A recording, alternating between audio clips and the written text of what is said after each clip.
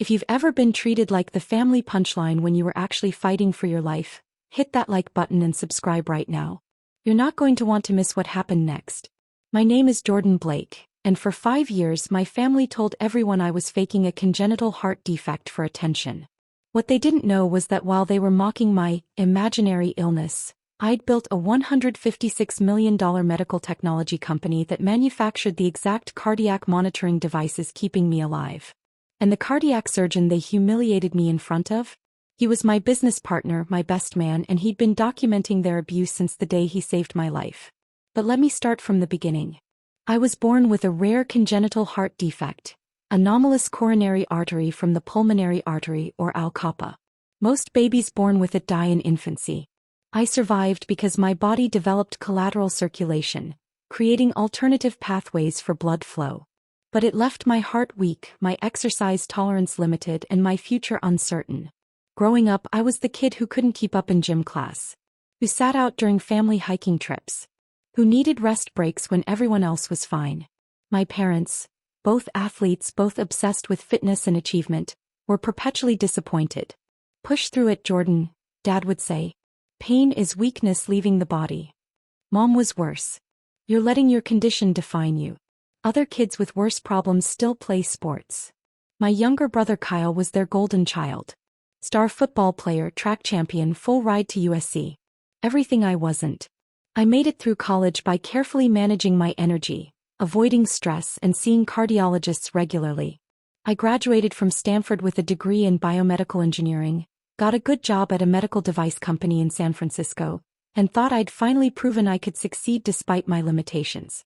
Then at 27 my collateral circulation failed. I was in a business meeting when my heart basically short-circuited. Severe chest pain, couldn't breathe, collapsed. My colleagues called 911. I woke up in UCSF Medical Center with Dr. Marcus Chin, chief of cardiac surgery, explaining that I'd had a critical ischemic event and needed emergency coronary artery bypass surgery. "Your heart's been compensating for 27 years, Dr. Chin explained. But the collateral pathways have degraded. Without surgery you'll have another event within weeks. It will likely be fatal." I had the surgery. 5 bypasses. 18 hours in the OR. Dr. Chin literally rebuilt the blood supply to my heart. I called my parents from the cardiac ICU the day after surgery, still intubated, communicating through writing because I couldn't speak yet. Dad's response when he finally visited 3 days later? "Well, at least now you have a real excuse for being out of shape." Mom added, "The surgery's done. You should be fine now. No more dwelling on your heart." Kyle didn't visit at all. He texted, "Sucks bro, but I've got finals. Catch you when you're better." That should have been my warning. The surgery was successful, but recovery was brutal. I needed cardiac rehab, intensive monitoring, medication adjustments, lifestyle modifications. I had to quit my job. The stress levels were literally life-threatening for someone with my cardiac history. I moved back to Sacramento to recover near family. Catastrophic mistake. Within a month, the narrative shifted from "Jordan had necessary surgery" to "Jordan is milking his surgery for attention." I had to wear a cardiac event monitor, a device that continuously tracked my heart rhythm and would alert emergency services if I had another event. It was visible under my shirt, wires leading to electrode patches on my chest. Kyle started calling it my victim badge. At family dinners he'd point at the monitor bulge under my shirt and laugh. "Still wearing that thing? Dude, the surgery was 6 months ago. Move on." Dad began questioning whether I really needed the monitor. "The doctor said you're recovered. Why are you still acting disabled?" "I'm not acting disabled. I have a legitimate cardiac condition that requires monitoring," I explained for the 100th time. "You're 28 years old," Mom said. "Your brother runs marathons. You can barely walk upstairs without complaining. Maybe if you exercised more." Exercise could trigger another cardiac event. My cardiologist specifically. "Your cardiologist is probably just covering himself legally," Dad interrupted. "Doctors always exaggerate risks." They started refusing to accommodate my medical needs. When I asked if we could avoid the Brazilian steakhouse for dinner, the high-fat, high-sodium menu was dangerous for cardiac patients. Dad said I was controlling the family with fake restrictions. When I had to cancel on Kyle's birthday party because I'd had an arrhythmia episode and needed to stay near medical facilities, Mom told extended family I'd bailed because I'm jealous of Kyle's success. The worst part was how they treated my cardiac events. I had 3 significant arrhythmia episodes in the first year post-surgery. Each time my monitor alerted emergency services. Each time I ended up in the ER for monitoring and medication adjustments. Each time my family acted like I was staging medical emergencies for attention. After the third event, which happened at a family barbecue when Dad insisted I help move heavy furniture despite my protests, Mom actually said to me in the ear, "If you were really having heart problems, you'd be in worse shape. You're conscious and talking. This is anxiety, not cardiac." The ER cardiologist overheard. "Ma'am, your son's monitor recorded ventricular tachycardia lasting 43 seconds. That's a life-threatening arrhythmia. He's lucky he's conscious." Mom just rolled her eyes. That was 3 years ago. That's when I stopped telling them anything real about my life. What my family didn't know was that those ER visits and cardiac events taught me something crucial. Existing cardiac monitoring technology was inadequate. The monitor I wore was clunky, uncomfortable, obvious, and had a 15-second delay in emergency alerts. 15 seconds might not sound like much, but in ventricular tachycardia, 15 seconds can mean brain damage or death. I could design something better. During my recovery periods, the hours when I felt well enough to focus, I worked. I used my biomedical engineering background and my intimate knowledge as a cardiac patient to design a next-generation cardiac monitor. Smaller, more accurate, faster alert times, integrated with both emergency services and personal smartphones. I called it CardioGuard. I built a prototype using my savings and a small business loan. I tested it on myself. I was already being monitored constantly anyway. The device caught arrhythmias 3 seconds faster than traditional monitors. 3 seconds that could save lives. I reached out to Dr. Chin, the surgeon who'd saved my life. He was immediately interested. "Jordan, this is revolutionary," he said, examining my prototype.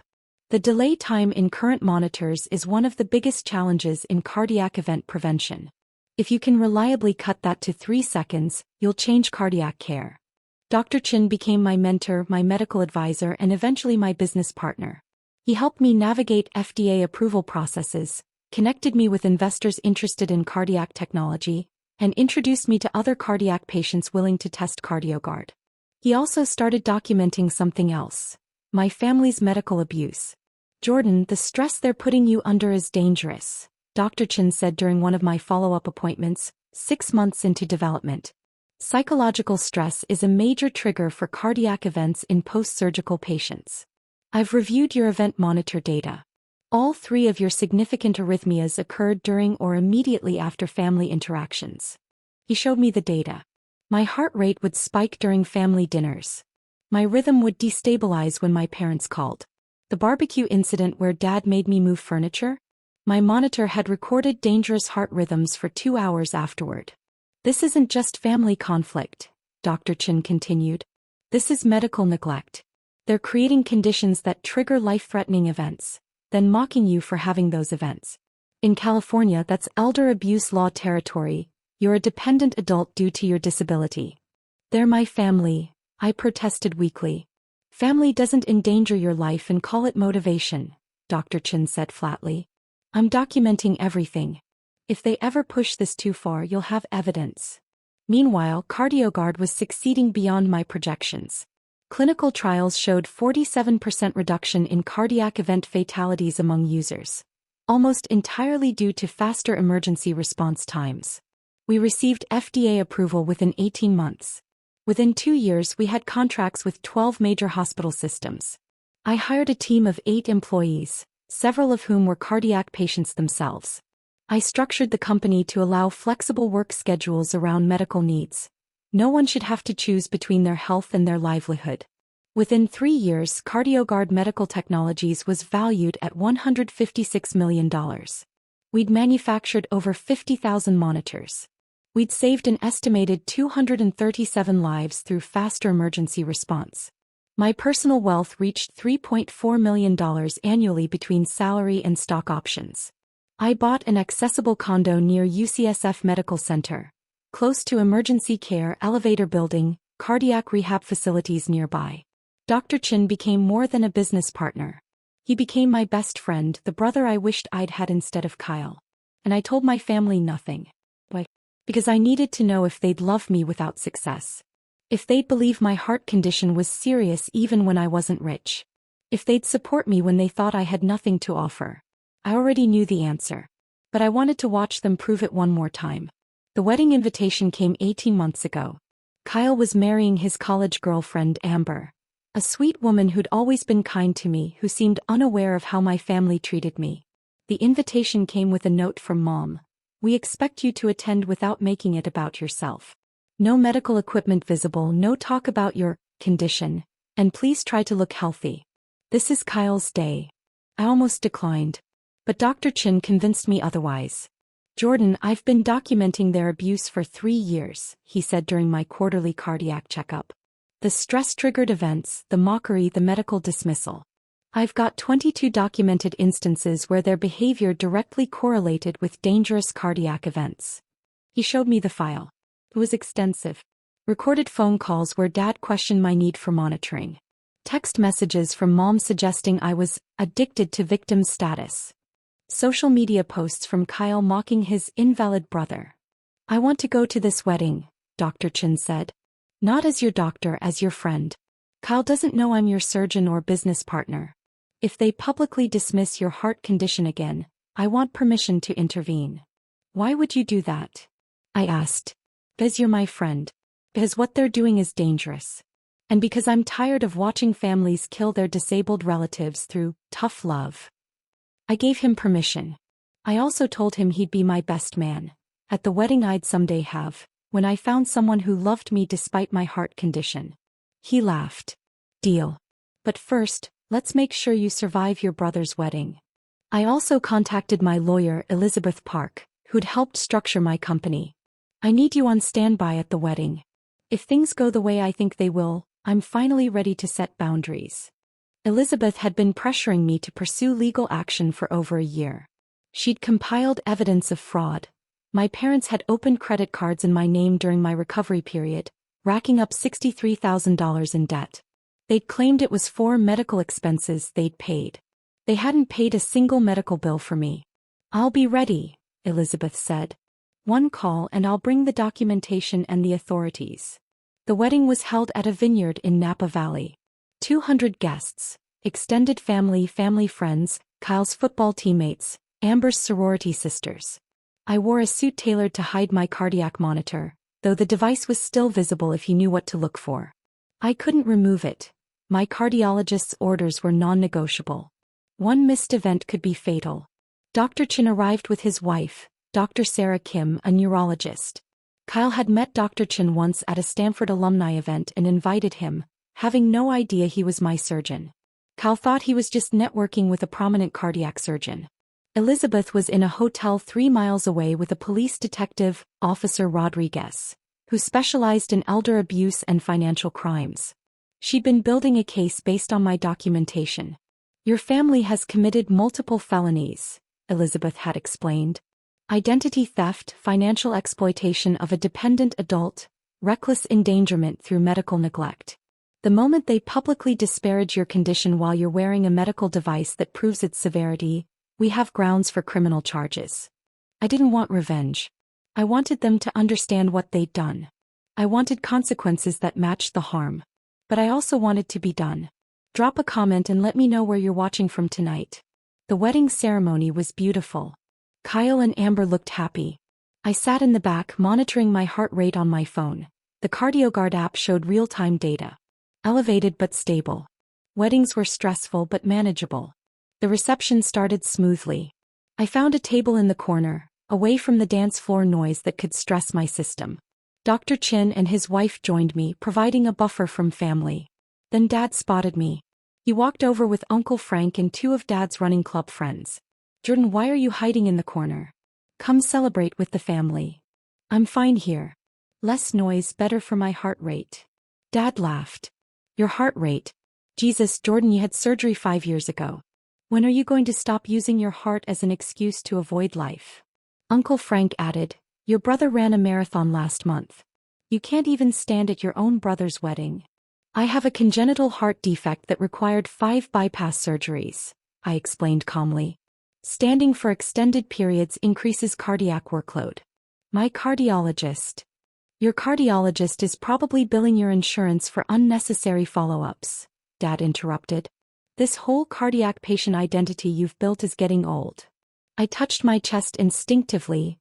My monitor had vibrated slightly, alerting me to an elevated heart rate. The stress was affecting me already. Mom approached with Aunt Linda and 3 of Kyle's groomsmen. This was escalating. Jordan, we need to talk about your behavior, Mom said loudly. Several nearby tables turned to look. You've been sitting here like a victim all evening. This is your brother's wedding. Can't you pretend to be normal for one night? I'm being normal for someone with my condition, I said, keeping my voice level. I'm managing my health responsibly. Kyle joined the growing circle, drink in hand, already tipsy.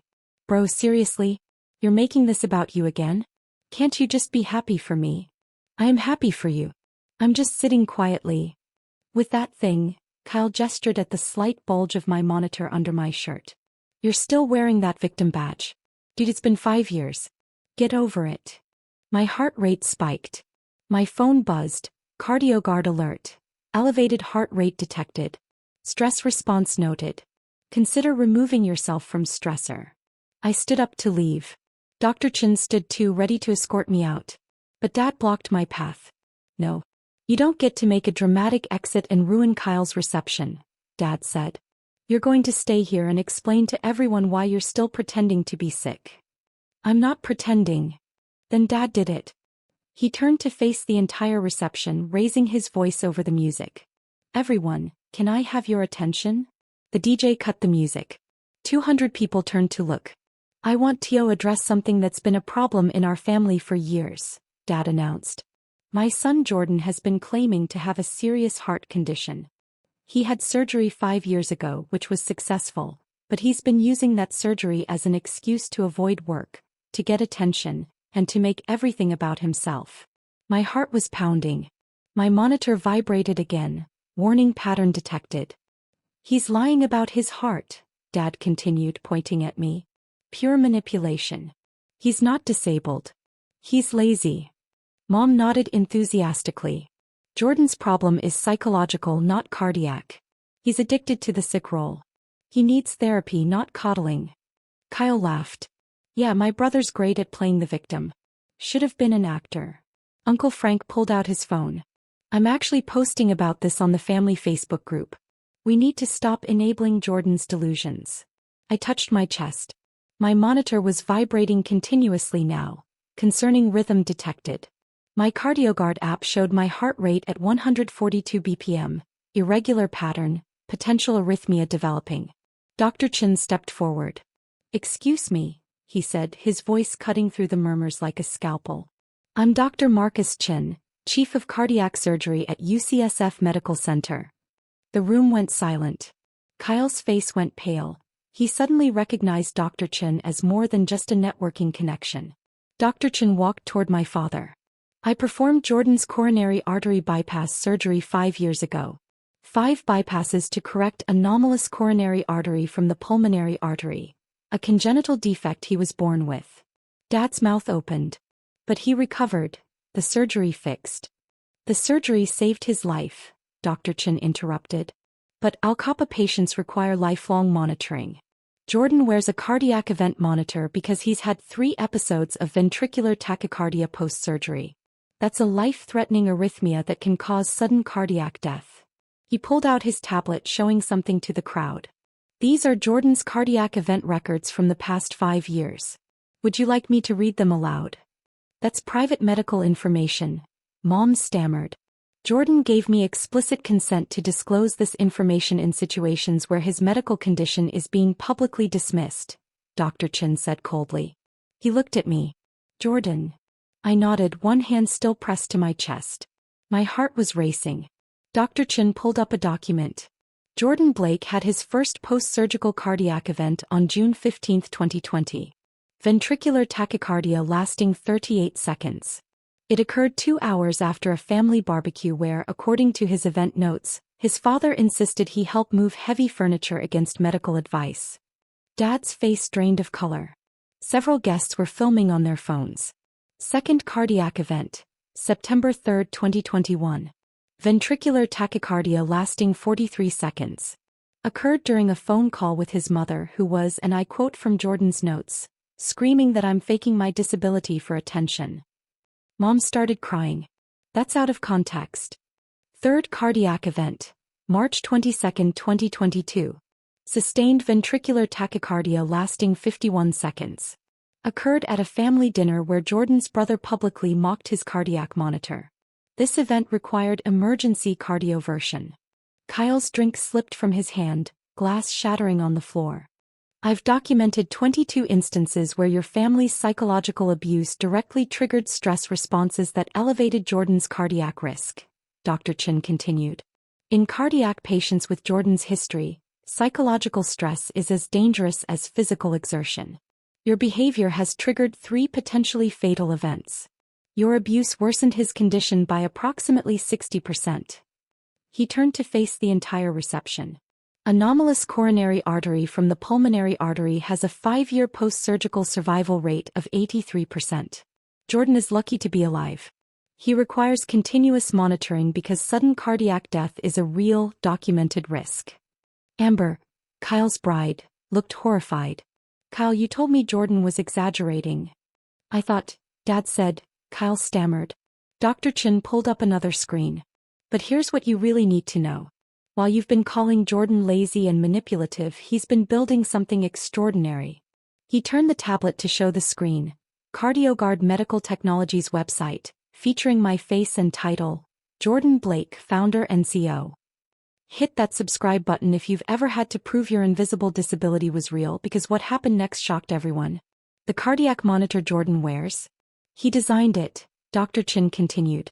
CardioGuard monitors are now used in over 300 hospitals nationwide.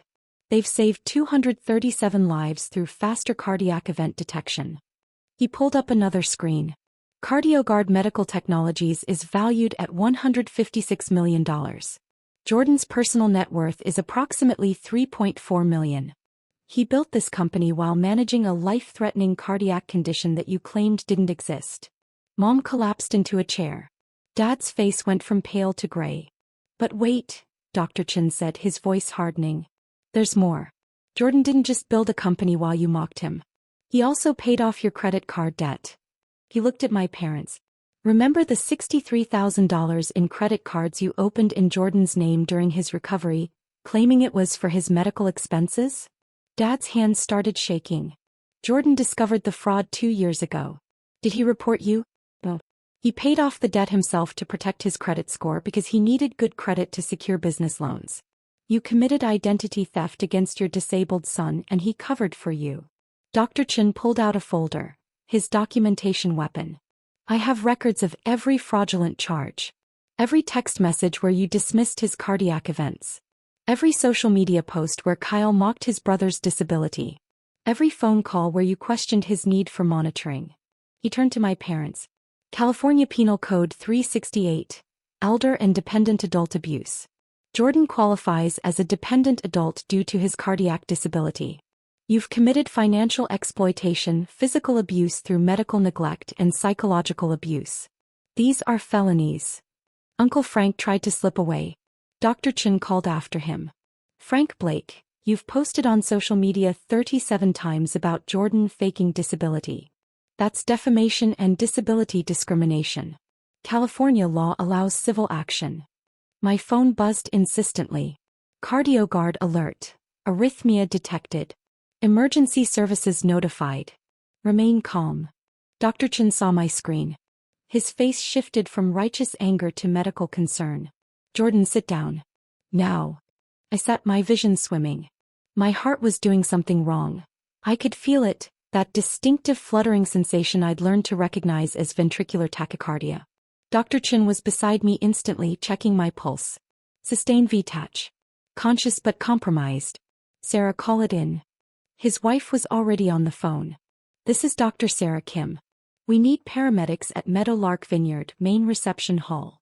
Cardiac patient in ventricular tachycardia, Conscious, monitor confirmed. Patient has Al-Kappa surgical history. The room erupted in chaos. Guests started backing away. Some were filming. Others were crying. My father stood frozen, watching his son having a cardiac event he just claimed was fake. Paramedics arrived within 4 minutes. The vineyard was required to have them on standby for events this size. They confirmed VTach, loaded me onto a gurney, started in 4. Dr. Chin rode in the ambulance, still in his wedding attire. "You're going to be fine, Jordan. Your monitor alerted us fast. You designed it well." Through the ambulance window I saw my family standing in the vineyard parking lot. Mom was sobbing. Dad looked like he'd aged 10 years. Kyle was arguing with Amber, who was clearly furious. I heard Dr. Chin on the phone. "Elizabeth? It's Marcus. It happened. Jordan's stable, but we're transporting to UCSF. The family just publicly dismissed his cardiac condition at a wedding reception, triggering a documented VTach episode. Time to make the calls." I was in the cardiac unit for 36 hours. The VTach was controlled with medication adjustments. Dr. Chin stayed the entire first night, partly as my doctor, partly as my friend. "That was the most dramatic best man speech I've never given," he joked when I was stable enough to laugh. While I was hospitalized, Elizabeth moved forward with everything. Within 24 hours, my parents were formally questioned about identity theft and dependent adult abuse. Officer Rodriguez had been waiting for exactly this scenario, a public incident where their abuse directly caused medical harm. Dad was arrested at his home. The charges: identity theft, felony; financial exploitation of a dependent adult, felony; reckless endangerment, misdemeanor. Bail set at $50,000. Mom was charged as an accessory: financial exploitation, psychological abuse of a dependent adult. Bail set at $25,000. Kyle wasn't charged criminally, but he received a cease and desist order for defamation and disability discrimination. His social media posts mocking my cardiac condition were compiled as evidence for civil proceedings. Within 48 hours, the story hit regional news. Family triggers son's cardiac event after publicly claiming heart condition was fake. Victim is multimillionaire medical tech CEO. The news footage included wedding guest testimony. Amber's maid of honor gave an interview. I watched Jordan's father publicly humiliate his son, claiming he was faking a heart condition. Then I watched that son collapse in cardiac arrest while wearing a medical monitor that proved everything was real. It was horrifying. Within 72 hours, Kyle and Amber's marriage was annulled. Amber filed the paperwork herself. According to mutual friends, she told Kyle she couldn't be married to someone capable of that cruelty toward family, especially disabled family. Uncle Frank's employer, a corporate HR firm, fired him after his defamatory Facebook posts went viral. Disability discrimination by an HR professional is terminally incompatible with our values, their statement read. Within 1 week, my parents' house went into emergency sale. The legal fees, bail, and restitution demands exceeded their savings. The house I'd grown up in sold at a 20% loss within 3 weeks. Within 2 weeks, extended family fractured. My mother's sisters cut contact with my parents. My father's brothers issued a public apology to me on Facebook and announced they'd be testifying in my favor if needed. Within 1 month, plea deals were offered. Dad pled guilty to identity theft and financial exploitation. 18 months in county jail, 5 years probation, $127,000 restitution, fraud repayment, my medical costs they'd promised to pay but didn't, legal fees, permanent restraining order. Mom pled guilty to financial exploitation. 1 year in county jail, 3 years probation, $48,000 restitution, permanent restraining order. Kyle settled the civil defamation suit for $180,000, the maximum his insurance would cover. His football career aspirations ended when the settlement became public. Teams avoided him due to character concerns. The wedding venue refunded Amber's deposit in full and issued a public statement supporting victims of family abuse. Dr. Chen's testimony in my case was damning and irrefutable. His documentation of stress-triggered cardiac events, his recordings of my parents dismissing my condition, his expert testimony about the medical dangers of their behavior. It destroyed any defense they attempted. It's been 11 months since the wedding. I haven't spoken to my parents or Kyle since the ambulance doors closed. The restraining orders remain in effect and I've never been more at peace. My parents served their jail sentences and are now on probation. Dad works as a warehouse supervisor.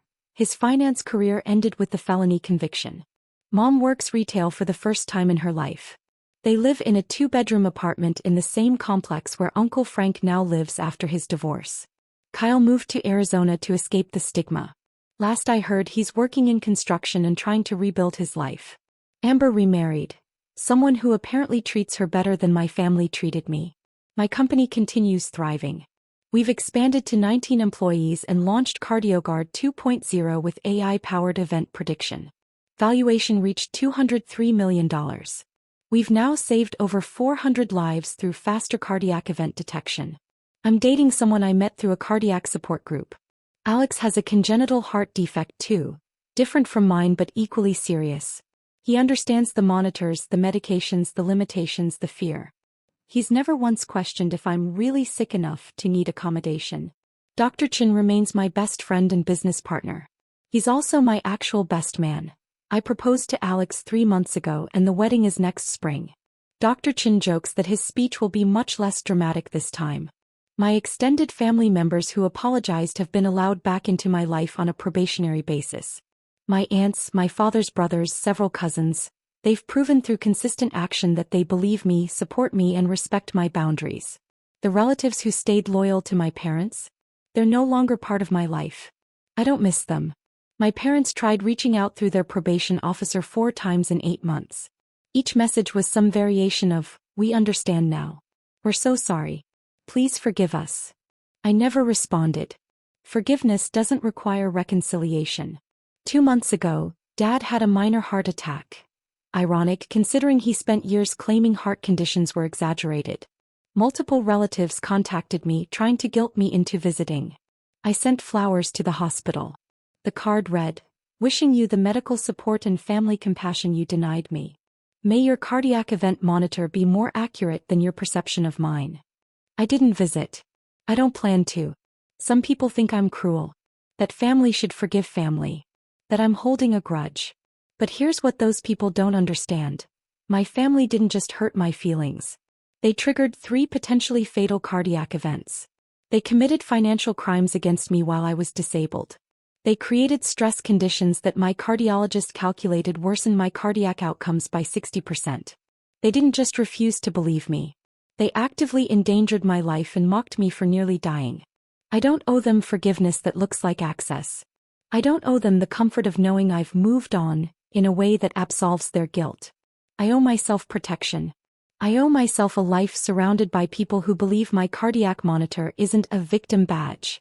It's a life-saving medical device. Last month I spoke at a cardiac patients conference. 300 people with congenital heart defects, all fighting for understanding, for accommodation, for dignity. I told them my story. I showed them the photo from Kyle's wedding. The moment Dr. Chin stood up, the moment my family's faces changed, the moment before I collapsed into VTach. And I told them what I wish someone had told me 5 years ago. Your cardiac condition is real. Your limitations are valid. And you don't owe anyone access to you while they're endangering your life. You're not lazy. You're not manipulative. You're not exaggerating. You're surviving with a heart that's literally trying to kill you, and that makes you stronger than they'll ever understand. Build your life anyway. Build your success anyway. Build your happiness anyway. And when they finally see your cardiac monitor was real all along, you don't have to look back. The room gave me a standing ovation. Those who could safely stand. Others raised their fists, their hands to their chests where their own monitors sat. A room full of people who understood. That's my family now. As for my biological family, I hear they're struggling. Dad's warehouse job barely covers their rent. Mom's retail wages aren't enough. Kyle's construction work is inconsistent. They lost everything. Their reputation, their financial stability, their son and brother. Because they chose denial over acceptance, pride over empathy, mockery over medical reality. Sometimes I wonder if they finally understand that my cardiac monitor wasn't a prop. If Dad realizes the irony of having his own heart attack. If Kyle grasps that his brother's victim badge was actually keeping him alive. But mostly I don't think about them at all. I'm too busy living the life they said my heart was too weak to build. My company will generate $31 million in revenue this year. We'll save hundreds more lives through cardiac monitoring technology. We'll employ people with disabilities who bring expertise no able-bodied engineer could match. And I'll do it all while managing a congenital heart defect my family claimed was imaginary. That's not revenge. That's survival.